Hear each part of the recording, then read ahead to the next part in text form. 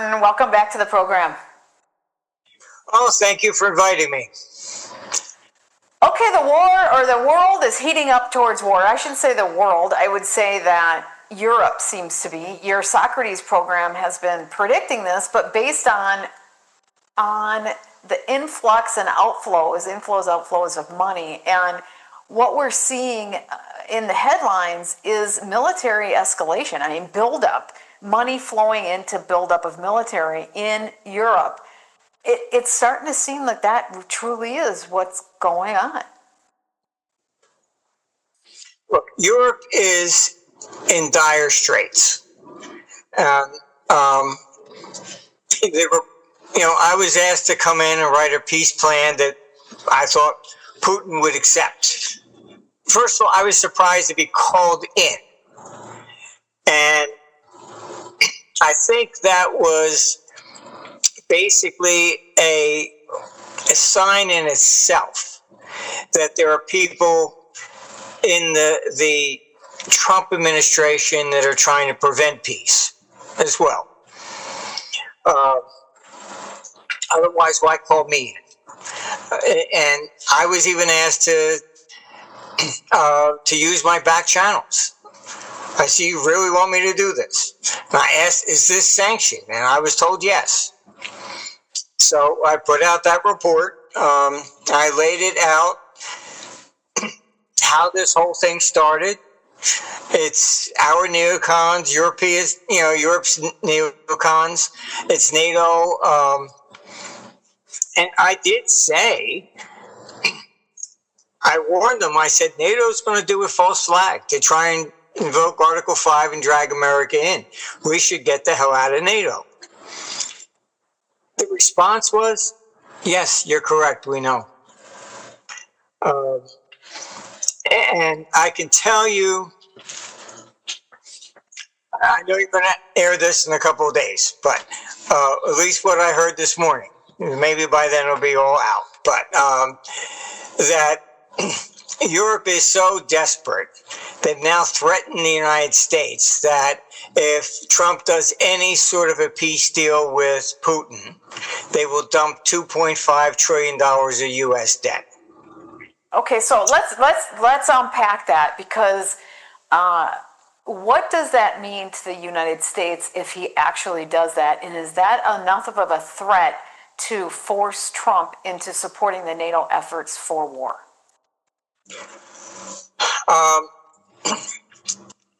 Economically, it wouldn't not be. I mean, you got approaching 40 trillion in debt, so I mean 2.5 is not that serious of a threat, in my opinion. I did respond and recommend that Trump should do an executive order banning Americans from owning any EU or UK government debt.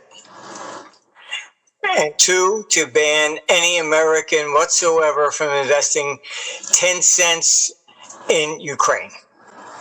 These people want war. They do not want peace. I mean, Zelensky's right-hand man just got caught with stealing $100 million. I mean, we put in billions of dollars and it's vanishing. The Europeans refuse to investigate. I believe these European leaders also have their hand in the till. There's too much going out and no accountability. That's right. How much have they wanted to continue because it's a money laundering, it's a sweet deal for them to be able to money launder and steal versus them actually wanting to go to war? Look, the problem with Europe, as you know, when they were forming the EU, they came to me. I sat down and said, okay, fine, this is how we create a currency. And at the time, Helmut Kohl was Chancellor of Germany. He said, if you expect to create a currency that is going to compete with the dollar, you have to consolidate the debt. And just for the record, this idea of creating the euro came from the Plaza Accord, from Jim Baker, that if they band together, created a single currency, then that would be competition to the dollar. So this wasn't a European idea to begin with, all right? So Helmut Kohl didn't allow the German people to vote. And he said before he died, you can even look it up, he said if he allowed them to vote on joining the euro, he would have lost 7-3. So he said no consolidation of the debt. Now, that's why the euro has never been able to compete with the dollar. As a fund manager, I can pick up the phone and say, buy me, $10 billion worth of US debt. No problem. I can't do that with Europe. I still have to make the same decision as if the euro didn't exist.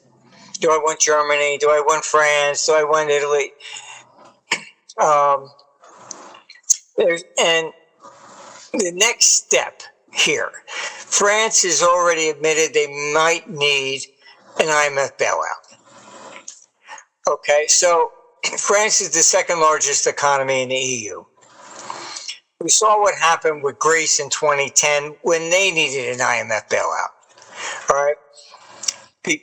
Our banking system, the reserves are U.S. treasuries. All right. They're not, Illinois or California or something like that. Because they never consolidated the debt, all the banks have a cornucopia of the various debts of all the member states. So as a trader, France, even a rumor that they're going to default, what are the traders going to do? The first thing you do is you say, which bank has the most French debt? Short it. So then you have a banking crisis. On top of that, the pension funds on average have 70% government debt. Europe is in really a financial crisis. This is why they are so against peace. They need this war to keep going simply as a distraction. So if they go to war, how does it keep them from still defaulting? I mean, how does war, this is what people don't understand, how does war distract and not just accelerate the default? It will accelerate the default, but this is what governments do historically. Hey, it's not me, it's him over there. It's just a shift blame because it will accelerate the default. Honestly, I have to speak to people very high up in France. All right, they call Macron the Petit Napoleon. There's a secret meeting which Der Spiegel got notes of and released in Germany. Merz and Macron telling Zelensky not to sign any peace deal. The U.S. is going to abandon Europe. And basically, it's in the plan that I presented. I warned them. I said, the real enemy here is the EU, not Russia. Russia does not want war.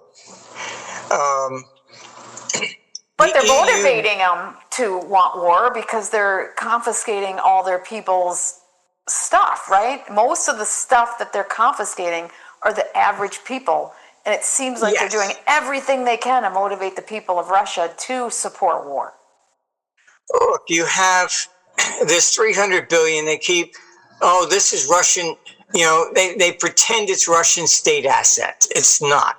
50 billion are Russian private citizens, their houses and stuff like that in Europe. Yachts, stuff like this. In Switzerland, they confiscated almost 8 billion as long as the person knew Putin. It was just, it's outright theft. And it's probably creating anger, right? Go ahead, the rumor, keep going. Is that France has got 70 billion in Russian assets and they've been dipping into that. They can't pay this money back. So are they doing it to keep their economies afloat? Is this part of... Pretty much. Oh my gosh. If you look at even on the St. Louis Fed website, just compare a quarterly growth chart of GDP of the EU to the United States. It's like a tiny fraction. Europe is so socialistic that everything is controlled. I mean, their economic growth is pitiful. And they've grinded their whole economy to a halt by creating this centralized control and thinking that they can control everything. And then their entrepreneurial spirit, their capital development, everything has been grinded to a halt. Look, this is why they're going after free speech. You know, they're desperate. If they fail without an external enemy like Putin, then the people are going to take the pitchforks and be storming the parliaments. They know that. But do they know they're going to fail either way? Because, like we said, it's going to accelerate their default. Are they just going for broke right now? NATO's out there telling them they have 3.4 million soldiers against Russia's 1.5, so we can just walk in and take it. And they really think, this is no BS, they really think they can conquer Russia. Russia is the richest country in the world. It's got 75 trillion in natural resources. They think once they get their hands on that, that's twice the size of the U.S. national debt. Europe will rise once again like the Roman Empire and rule the world. This is the bullshit that I hear. So where Napoleon wanted to go into Russia and take it over and he lost, it's that essentially that same concept. Look, I can tell you there's a movie coming out after the first of the year interviewing generals throughout Europe, and they all say the politicians have lost their mind. You know, I don't know anybody that really seriously entertains that Europe can defeat Russia. They can't. They will lose. But look, these guys, rather than admit that the EU was improperly designed, look, everything that they did was to retain power. Ursula does not stand for election. She's appointed. The European people have been stripped of any right, any democratic right to vote. They vote for a parliament which has no real power. The laws are made in the back room. Ursula is appointed. Nobody runs for a head of state. It was deliberately set up that way to prevent the people from ever overthrowing the government. But what does that cause? They're at a implosion state where the anger is building across the entire region, because when you take away people's voice altogether, then, I mean, would these 2.8 million soldiers even fight for them? First of all, that includes the United States and Canada. Oh my God. Would these people actually fight for them and risk their lives to take over Russia to save? I was on the phone with Romania. They were told by the EU to accept another 100,000 from the Middle East. They think they can hand these people a gun and tell them to go kill some Russians. Will they? Do you think, in your mind, do you think they would do that? No. In fact, historically, the Roman Emperor Valens tried the same stunt. He trained the Goths because Attila the Hun was coming, trained them, and they said, thank you very much. They turned around, waged war on Rome, and they killed the emperor in battle. Wow, yeah. I mean, yeah. Hey, you got all the money. Why should we go fight for him? You know, fight for you, die against Attila the Hun when I can take you out and I'm rich. It's going to be the same thing all over again. Well, you just posted something about Canada. They actually, because the economy is very weak, people are having a hard time getting jobs. Their military is rebuilding because it's a safe place. I mean, we could probably see that in the United States too, where people are re-going into the military because they can't get jobs elsewhere. What does that play into this whole scenario? Yeah, Carney in Canada is vowed to increase their military to 400,000, basically for a European war. I mean, that's what we're seeing happening. A globalist. He very much is the central banker that said that we need to go around government budgets using carbon credits in order to determine their budgets. Look, he's not even a central banker. He doesn't know anything about it. Well, I know, but his title was, even though his knowledge. Appointed. That's what I mean. All these people, they're appointed to, dog catcher, then the head of security. That they move from one position to the next without any experience. I love that. That's how I feel about so much of what's going on, and that's why we see procedure running things instead of deep knowledge. There's, look, I took a person to Capitol Hill. He's, my son-in-law. He hears me talk. I said, "Are you sure you really want to see what I see?" Yeah. We went. He was there for all the meetings today, and as we walked in, he goes, "Holy shit, they don't know anything." I said, "I told you." Experience is not a requirement.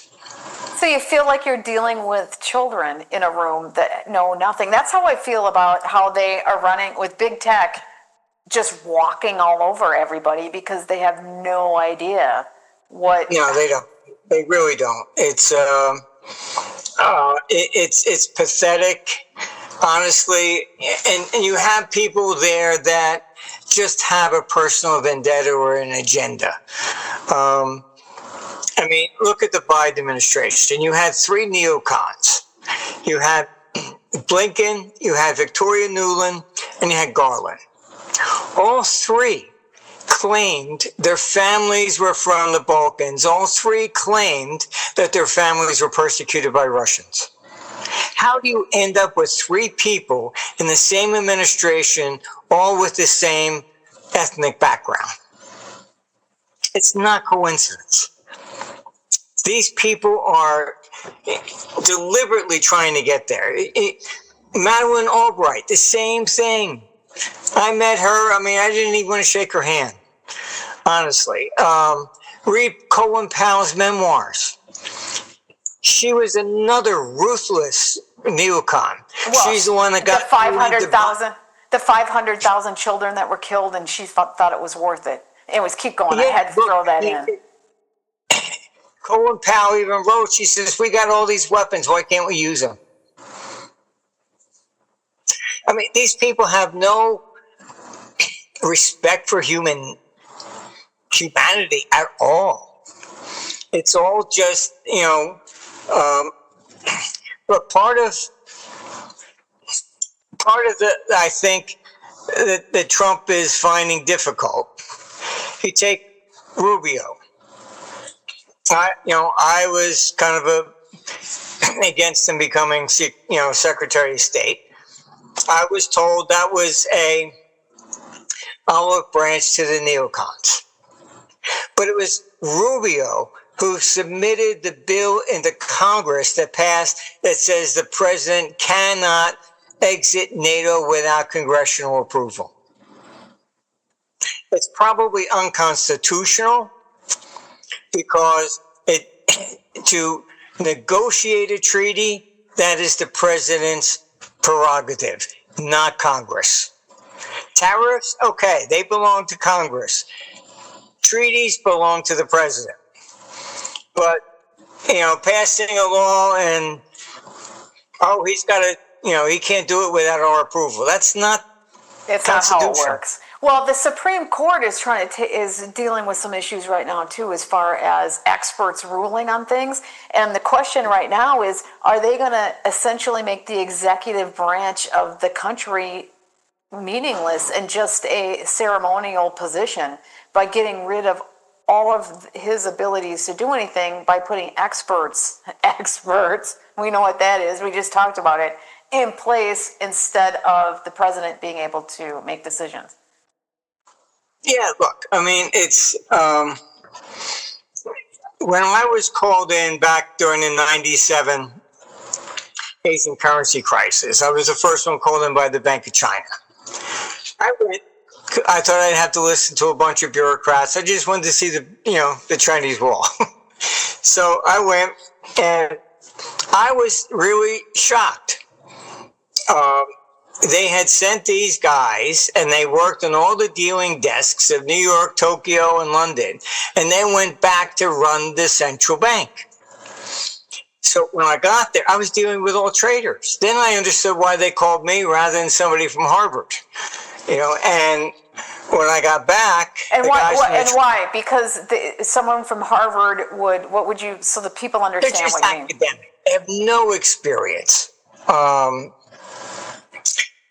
Honestly, they don't. And there's a difference. It's like medical care. The teachers or the professors in medicine compared to the people actually practicing, the gulf between the two is so wide. It's absolutely incredible. It's the same in pretty much every profession. Look, I was down in Australia. Macquarie Bank went to Macquarie University and funded this program supposedly to train people to run dealing desks. I was given a tour of it. It took a hotel, put a screen in these rooms and put groups of people in there. And then the professor is basically pretending to be the central bank. And if they don't do what he thinks should happen, they flunk. And I asked him, I said, why don't you use real data? And the bank was paying for absolutely fiction. I raised interest rates. Oh, you didn't short, or you didn't do. It doesn't always work that way. Sometimes the Fed raises rates, and what do we hear? Oh, it was already factored in. You can't go on this academic theory nonsense. It does not work. Just a quick break from the program. I need to share with you in urgent manner about scam gold IRAs and the important need to make sure that you're working with a trusted company in the precious metal space. I have had hundreds of people come to me now where they have lost 50, 60, 70% of their life savings in these scam gold IRAs. We are having nearly 100% success rate getting their money back. If you have put your life savings into a gold IRA, I implore you to look and see if you have been scammed. Don't trust the company that sold it to you. Make sure you understand what you can get as a buyback value for the gold or silver that you have in your IRA. If you have noticed a significant drop in what you invested, you have more than likely been scammed. We can help you, and there's no shame. Go to sarahwestall.com/Miles Franklin, fill out that form, and we will help you get your life savings back. Well, that's also why I taught entrepreneurship for a while at university, and they found that artists, creative people do better in entrepreneurship than people who have their MBAs because they're taught to be so structured, and they have to unlearn some things in order to be successful at it. Oh, yeah. In dealing with most multinational companies for the last 40 years, meeting with CFOs, the vast majority are engineers, not degrees in economics. Why? Because an engineer is taught to solve a problem. In economics, oh, here is the solution. And it never works that way. Even the 87 crash, when I was called into the presidential commission, the Brady Commission, I had to deal with an academic, and he said, the first thing we're going to find who shorted this market and forced it down. I said, excuse me, do you realize that every investigation has begun with those words and nobody's ever been found? I said, do you understand what makes a market go down? And they don't. He goes, oh, well, I teach finance. I said, that's very nice. At the time, I had a little over $3 trillion under contract. I think I know how it works. I said, you've never traded. You're long. Something happens. You call the broker. Where's the bid? No bid. Because everybody's panicking, trying to get out. And the Was he market will go insulted? Were they insulted? How did they deal with that? pretty much, yeah. I mean, they don't know what to say. Um, I mean, they put me on a panel where I testified before the House Ways and Means Committee. And the chairman there is Bill Archer. He says, Marty, he says, I'm going to have to put you on this panel. They're all academics. We don't have anybody else with actual experience. I said, all right, fine. I said, make me last. You know, and it was about tax reform and, gee, if they did this, would the dollar go down? Of course, every academic is like, oh, they got to me. I said, no, it's got nothing to do with that.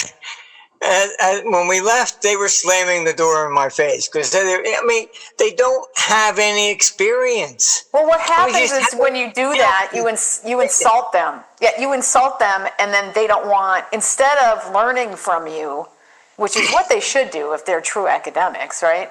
They just shut you out because you're threatening their power position of authority. And the authority is being an expert. One of the top universities, top 5, asked me to lunch. I said, all right, fine. I went to lunch. I said, what's up? They actually asked me if I would teach. I said, excuse me? I said, why are you asking me to teach? They actually said, I swear to God, they said, we know what we teach doesn't work. I said, well, that's the first step. But that's an amazing person, though. I want to give kudos to that person that was willing to reach out in the group that was willing to reach out to you and actually try to make a difference. That's a big deal. But yes, there are some rare people. I was giving a speech at the CompuTrack conference in Chicago. Milton Friedman came to listen to me. And I was done talking about capital flows, and when I got done, he came up and he says, "This is the best speech I ever heard." And he said to me, he says, "You're doing what I just dreamed about." And I didn't know at the time. Then I found out he had written in 1953 about a floating exchange rate and how the capital flows would put checks and balances against governments, etc. The floating exchange rate didn't happen until 71, almost 20 years later. But he thought out of the box. And he came to a traders convention. And that, I was really surprised. But Milton was one of we became friends. He was he thought out of the box. That's the artist thing that I'm talking about. You're out of the box. Yeah. He could see it. And the fact that he'd even wrote about it in 1953. And that's what he meant. You're doing what I just dreamed about. And he actually thought about it and said, this is the way it really should work. And of course, that's what we have today. All these capital flows, etc. He just, as I said, you just got the EU threatening Trump. If you do a peace deal with Putin, we're going to dump $2.5 trillion worth of all U.S. debt. They just want war. Well, let's get back to that, because that's pretty significant. You wrote or you published something about what the EU's original intent was, and their past glory is hanging them up. Like they can't get past their past glory of having worldwide dominance. And so the EU point was to regain dominance over the dollar, and it was a failed operation, essentially. Yeah. As I said, Cole admitted that he will lost 7-3, and Germany is basically 25% of the EU. So without that, there's no way the euro would have even gotten off the ground. But he insisted no consolidation of the debt. And that's the problem with these politicians. They have no real experience. If they just traded, that would be, an eye-opener. things are just not theory. That's um, Well, but it also comes back to the point that universities are so embedded in government. And so theory and titles and degrees, not actual work, has replaced. I mean, I think that's why the merit comments and the push for merit is so important. Now, I'm not one to think that don't go and get knowledge. I mean, that's stupid too, right? I mean, we can't go to one extreme. We have to just balance this out, get knowledge, but knowledge doesn't come from one area, and just having titles and degrees doesn't supplant what we're having actual experience. does. I mean, we would have young guys come in to our company, and then they'd have to take the Series 7 exam, and then they would come over to me and say, "Gee, can I ask you a question?" And I would say, "Don't ask me anything. Just study whatever it is you have to pass for that exam, then forget it, then we'll start all over." I mean, Yeah, don't ask me. I'm going to screw you up. You're gonna mess Yeah. up the test if you actually think about the realities. That's true. That's sad. They're teaching crushed breads from the 1930s and stuff. I mean, it's all just it's pathetic. But this is the problem. When I got back from China, the Fed and the Treasury guys called me, and they said, "Oh, gee, what was it like? You're the first person to be called in." I just stuck the knife in the back and I turned it. I said, "You know, very interesting. They only hire people with experience." But Well, to be fair, though, let's be fair. The quest for knowledge and study is admirable. It's just the fact that they stopped valuing actual experience. it really all started, things change. The economy has grown, all right, like a child. The reason we deal with so many central banks is because they're all screwed. All right. When Keynes came out with this whole idea, all right, we raised interest rates to reduce demand, etc. The U.S. had a balanced budget. We were the bulk of the borrowing, okay? But what's happened since is now the governments are the biggest borrower in the room. So the Fed raises interest rates to stop inflation. Guess what? It causes more. Mm-hmm. Because government interest expenditures go through the ceiling. A politician's not going to sit there and say, "Oh, gee, the Fed just raised rates, so they want us to spend less." Never going to happen. But then they hide all of that through, fixing all these reports and everything else. Meanwhile, it's so obvious to the people that they're paying through the nose. Housing prices go up. Housing prices don't go down when these loan mortgage amounts, not much, when these mortgages are extremely high, the housing prices are still high. It's really obvious that inflation is just rampant, and they still try to hide it. They really don't understand humanity and how it functions. Even in Japan, they announced that they were going to introduce a sales tax. All of a sudden, 3 months beforehand, sales went through the ceiling, and everyone went, "Oh, wow, Japan's out of the recession." No. They just bought today because they knew it's going to cost them more tomorrow. That's it. Same thing I had warned them before when interest rates are going to start rising. I said, well, real estate will start to rise. "Oh, how can you say that? Higher mortgage rates?" I said, because the people are not stupid. All right? Why should I get a mortgage when they constantly go down?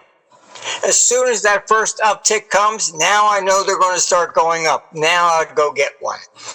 They're not dumb. I saw it with my mother and her sister in 1981. They went out and got a 10-year CD at 20%. They didn't ask me.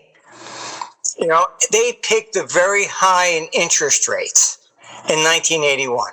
When I asked my mother, I said, "Gee, why did you do that?" when else am I ever going to get 20% again? You know, the average person isn't that dumb. No, it's true, right? 20% is pretty high. We tend to be more, I would say, more stupid because, look what the Fed wants to do now. Look, it's beyond that. I got called in by central banks because they've lost the power to actually control. Quantitative easing, I warned them, it's not going to work. Why? Because in theory, okay, I'm going to take in the 30-year bonds, and that will reduce the supply. So therefore, in theory, mortgage rates should come down. Very nice. Okay. I warned him. I said, it's not going to work. Oh, why? Because you're talking, you think this is a fishbowl. What happened? China said, thank you very much. They sold all their 30-year bonds, took the money out, reduced their maturities to 5 years. All right. Then you have the other academics. Oh, MMT. See, the money supply increased. There was no inflation because all the money was going out the back door. So we can increase the money supply, no problem, without inflation. I mean, these people have zero experience in the financial markets. Zero. And I can tell even Draghi, all right, going to become the the head of the Central Bank of Europe. I can tell you he went to trading rooms and sat in the corner just so he could see how the foreign exchange market worked. And you're putting this guy in charge? I mean, who did they have in charge? Who did they have in charge before? I forgot the name. Where there was a viral clip that was going around, and I can't remember what position he was. He was very high up in Biden's economic council. He was his advisor, I think, economic advisor. And God, what was his name? And there was a viral clip because he sounded so dumb that it was embarrassingly dumb for anybody that knew anything. And yes, I remember that. You know I forget the guy's name. Yes. Yeah, I remember that. That was very funny.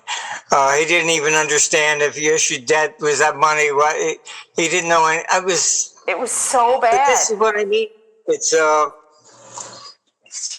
I meet with some of these people, and you meet with the highest people.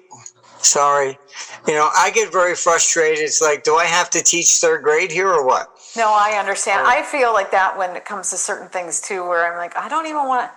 Just want to talk to the smartest people you can find. I feel that way when I'm dealing with certain things because they just don't understand it, and then I get frustrated.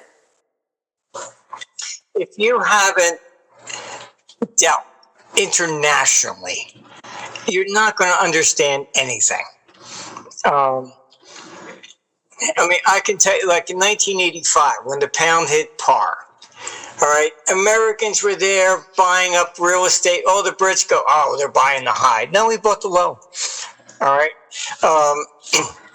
They don't understand. I mean, I went to British Airways because now the pound fell to par. I said, how many tickets on the Concorde would you sell me? They looked at me like, what? How many will you sell me? I bought 25.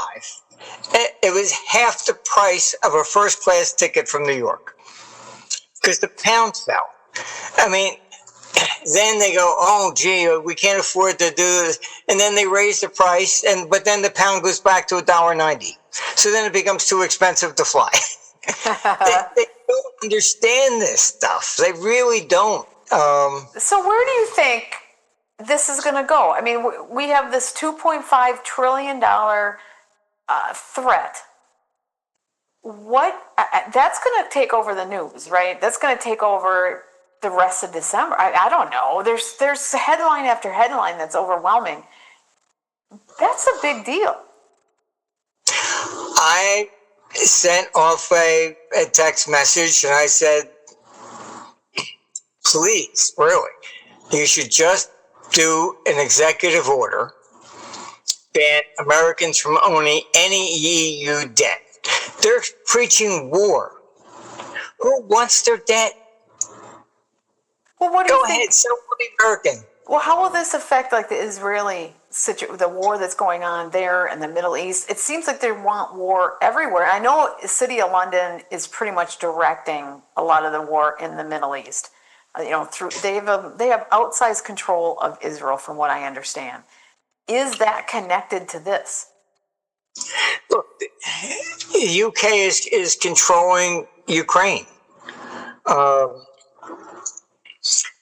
Boris Johnson has hopped on the plane numerous times. Do not sign any peace deal. I can tell you that when Zelensky came over and met with Trump in the White House and turned into like a food fight practically, Yeah, that was I weird. warned them because I had people there in Ukraine, and Boris Johnson flew in 3 days before, told Zelensky to insist on going to the White House because it was supposed to be a signing deal in Kiev. And Zelensky was there to embarrass Trump. So They thought he could be embarrassed to keeping the money going to Ukraine. That's why it turned into such a food fight.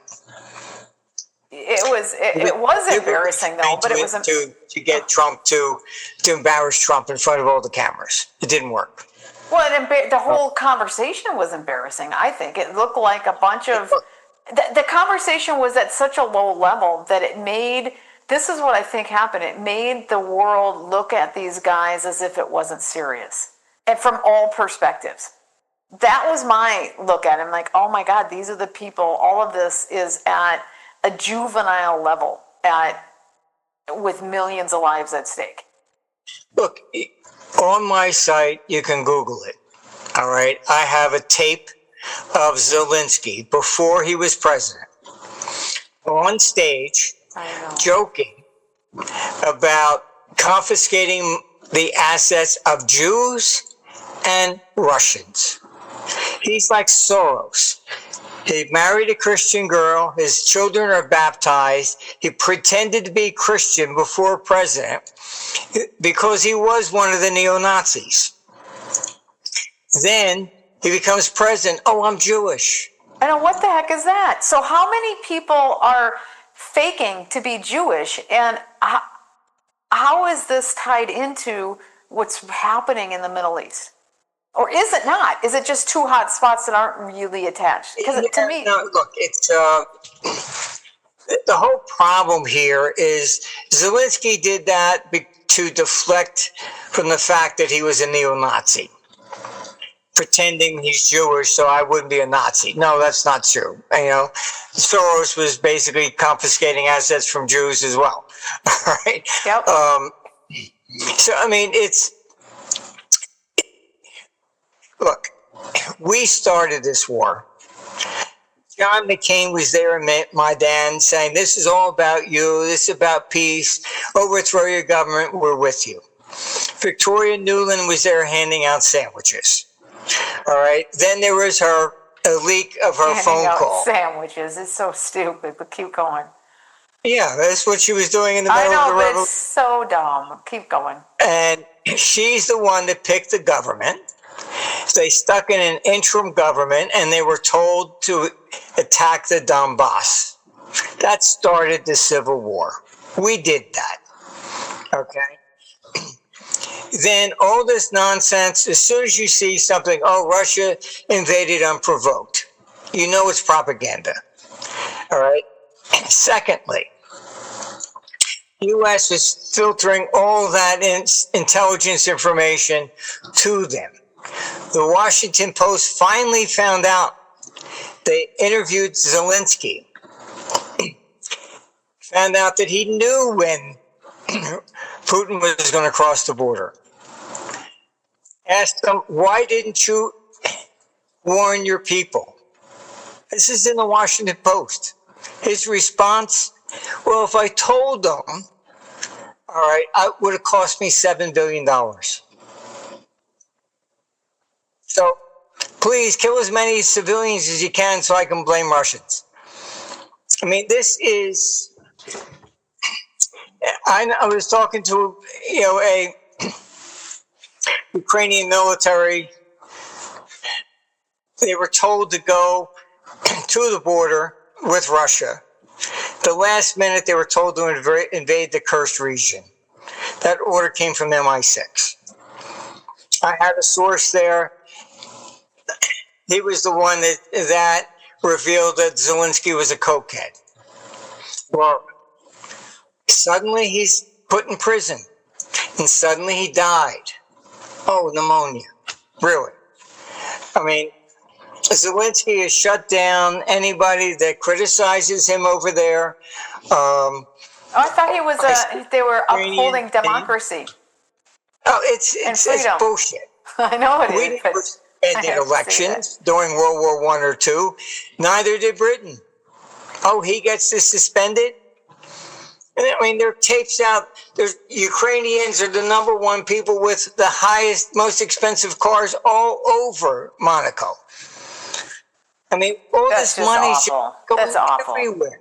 Okay, so let me ask you. I keep trying to figure out the Israeli front. What I'm hearing from you, as bad as Israel is in that situation in the Middle East, Ukraine's a much bigger problem for the world. And it's almost a distraction, even though it's as awful as it is in comparison to the full world and everything that's happening. It's small compared to Ukraine. That's what I'm hearing from you. Because Europe, the EU itself is collapsing. And they're using Ukraine. I think they've been dipping into the money. Zelensky even said that 50 billion was missing. He didn't know where it went.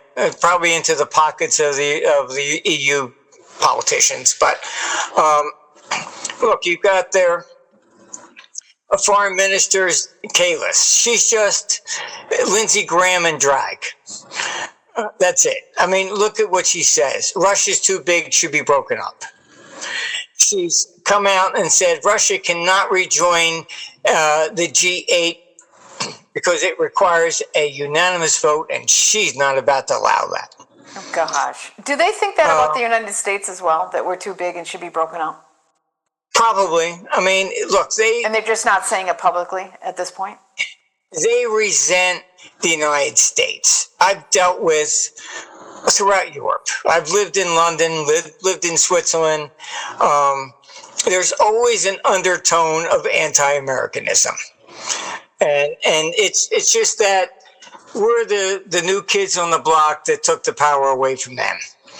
And it's their own fault. They fought 2 world wars, and we were basically an agrarian society. J.P. Morgan had to bail out the U.S. Treasury in 1896. After World War I, we became the financial capital. London lost it. You can go on eBay and you'll see, bonds before 1914 issued by China in British pounds. Now everybody issues it in dollars. A quick break to share with you this wonderful product called Masterpiece. It is proven to taking out graphene oxide, aluminums, heavy metals, microplastics. They also are looking at these MAC addresses, and there's more and more research and there's studies coming out. There's 4 documentaries that are being made on their studies of how they're able to disable MAC addresses that are somehow put into people. This is amazing stuff. I highly recommend. I buy a whole box of it and I make sure my whole family has it. If you are interested in trying this and really cleaning up your body from microplastics, graphene oxide, you can also test yourself. You can get your hair test to see what you are before and what you are after you use this for a few months. They stand behind what they're doing with tests, studies, and real results.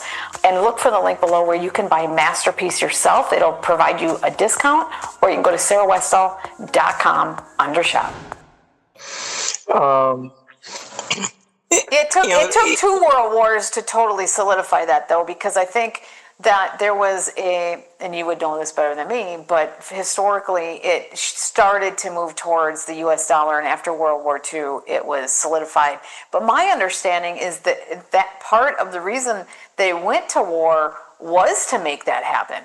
I mean, there's always multiple agendas, right? There's the people that wanted the US dollar to take over, and then there were those who were pissed because they want to maintain their power.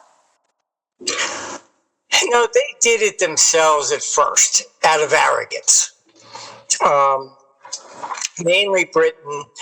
Britain did not have to get into World War One. They claimed, oh, well, we signed a neutrality agreement with Belgium.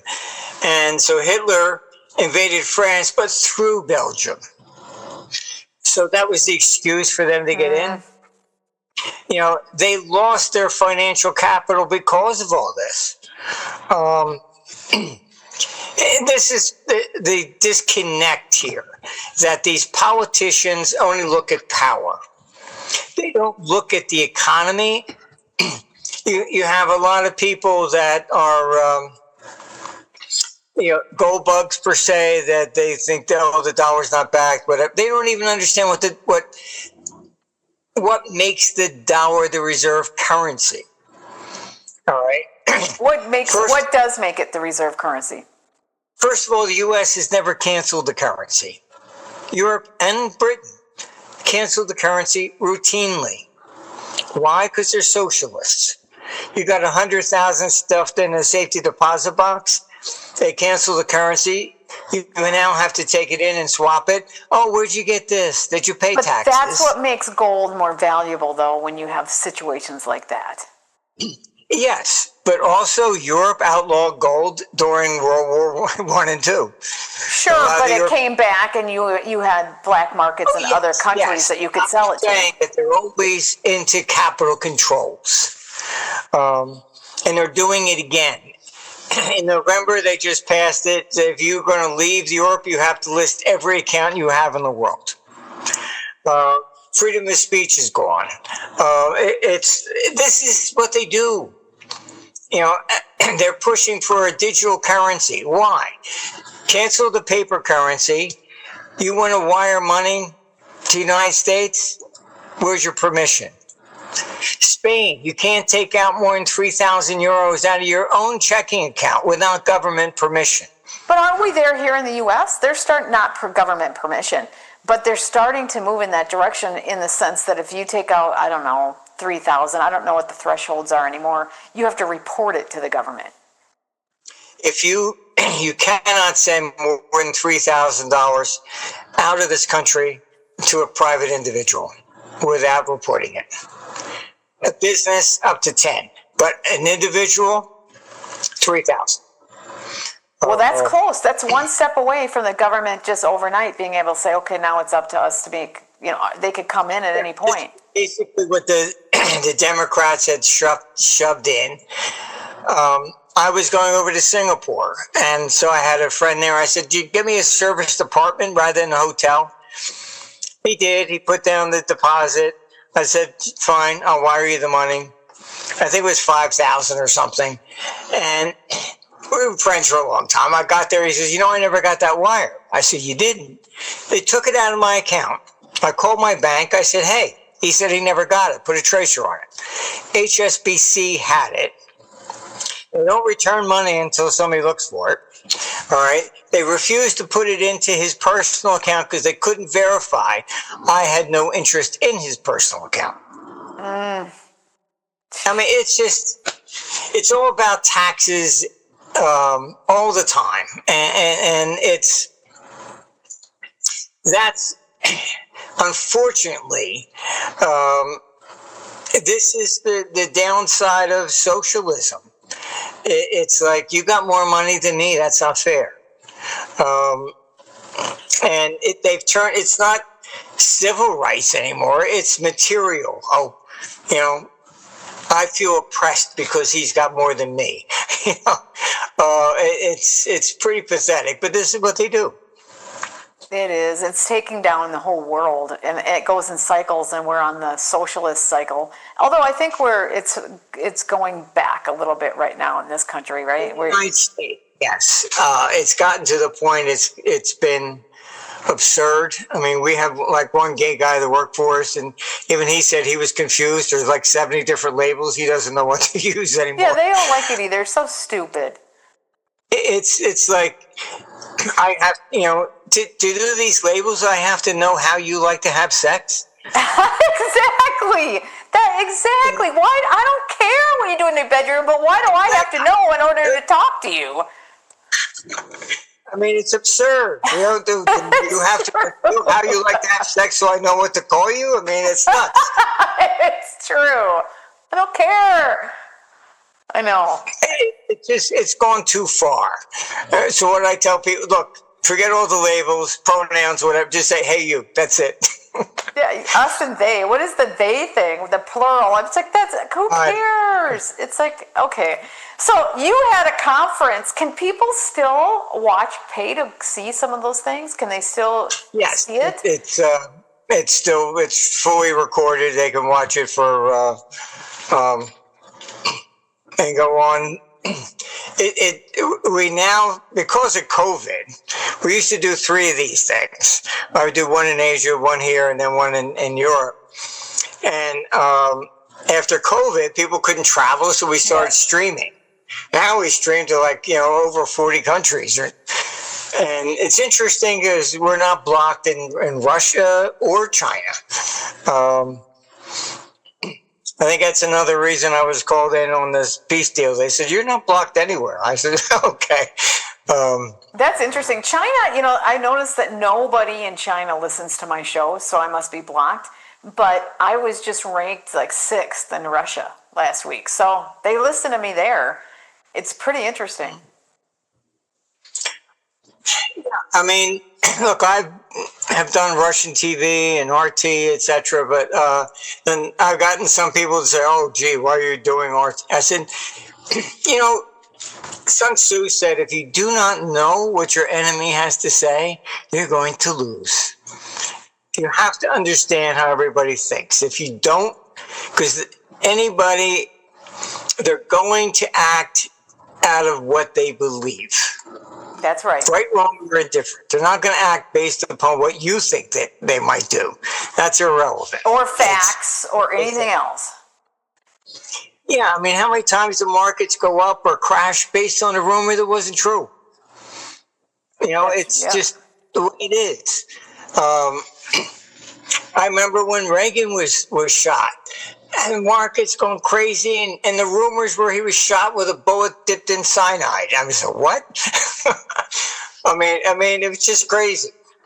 The funniest one was when the Pope was shot.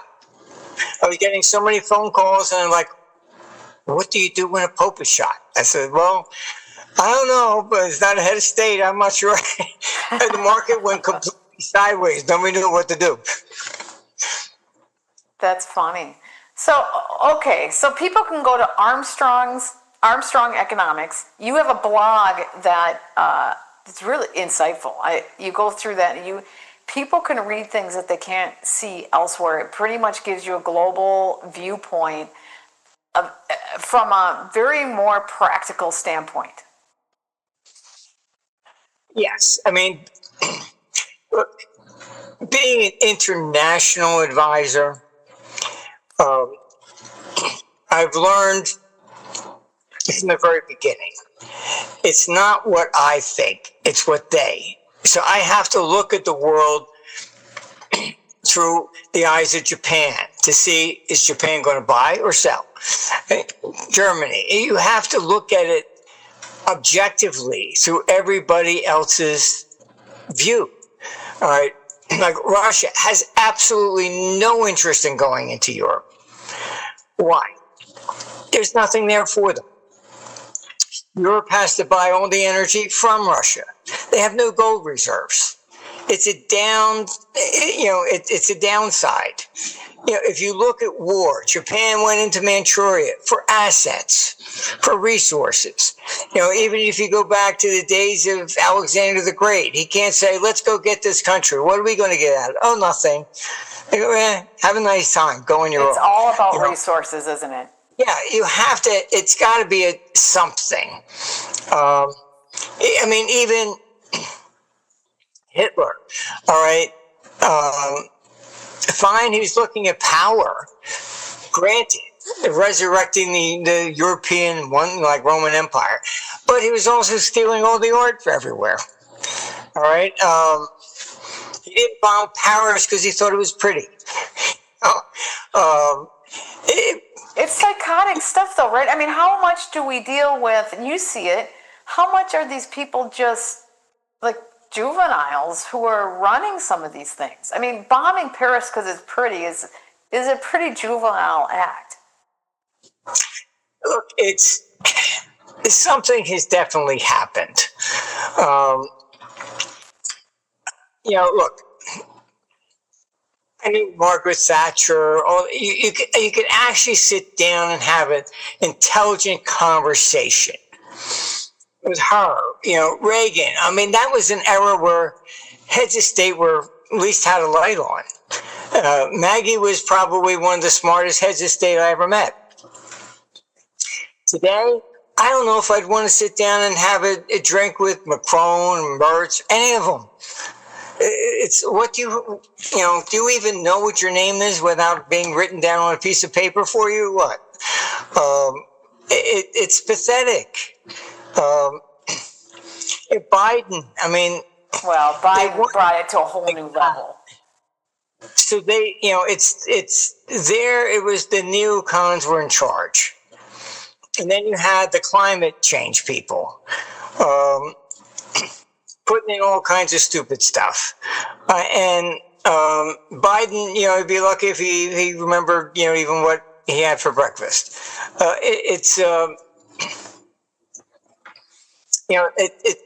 This is what they want. It's always the power. As you know, I was part of the vetting process. They would send me in to meet somebody who wanted to run for president, etc.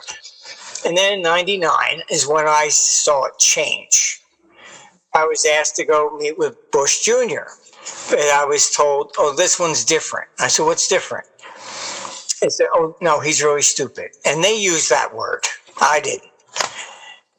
And I was shocked. I said, before then, it was like, do you think he's smart enough? So all of a sudden, it's